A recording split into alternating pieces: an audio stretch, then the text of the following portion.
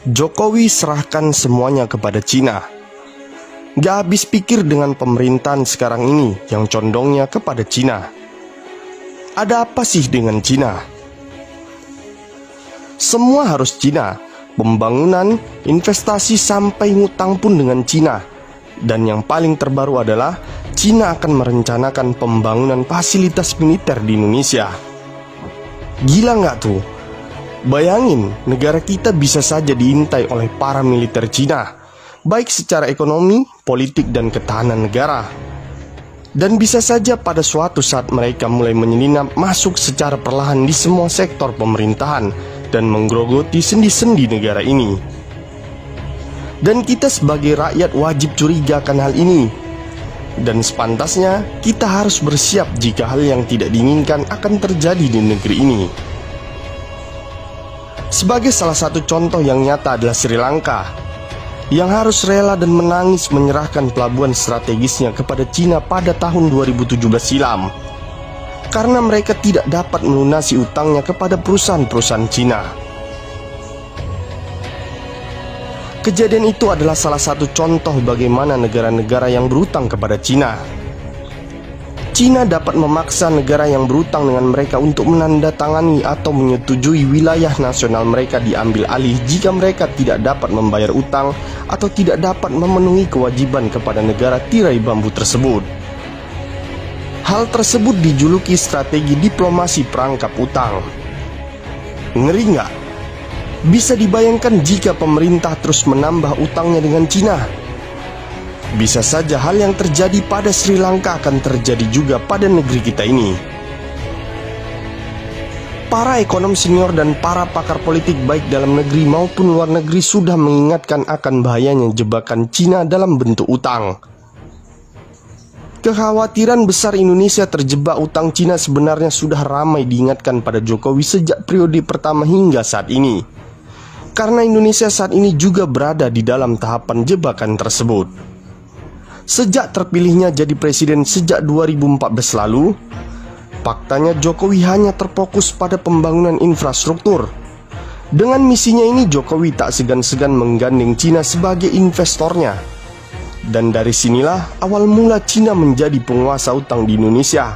Dan dari sini jugalah Cina mulai memasang perangkap-perangkap di negeri ini. Kita bisa lihat sekarang ini, lalu lalang TK Cina semakin riuh di berbagai daerah. Di saat rakyat di PHK dan disuruh di rumah aja, TK Cina dengan entengnya mereka keluar masuk dan mendapatkan pekerjaan dengan berpenghasilan yang besar di negeri ini. Ini membuktikan bahwa Cina hari ini mulai menguasai sektor pekerjaan di negeri ini. Tak sedikit para tokoh bangsa menyatakan menolak dengan tegas TK Cina bekerja di negeri ini. Dan bahkan mereka menyebutkan bahwa Jokowi antek Cina. Tetapi apa yang disuarakan oleh rakyat tidak pernah didengarkan oleh para penguasa di negeri ini. Bahkan mereka yang menyuarakan secara lantang ditangkap dan dianggap provokator. Padahal sejatinya mereka-merekalah yang berjuang menyuarakan kebenaran itu, menginginkan tegaknya keadilan di negeri ini. Kenapa DPR dan MPR Republik Indonesia diam? Menurut para pakar politik, diamnya para lembaga negara seperti DPR dan MPR Republik Indonesia karena mereka satu badan yang tak terpisahkan.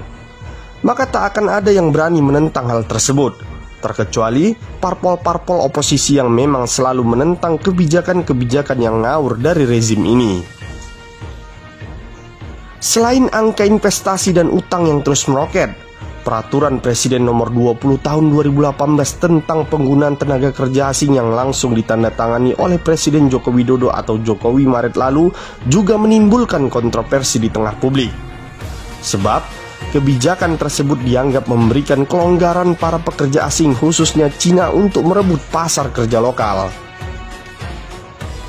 Dan tak terkecuali dengan perusahaan BPJS Kesehatan yang hari ini kita bisa lihat sedang diambang kemelaratan dan kehancuran. Dan dengan gampangnya, pemerintahan Jokowi mulai melirik kembali negara tirai bambu untuk mengatasinya.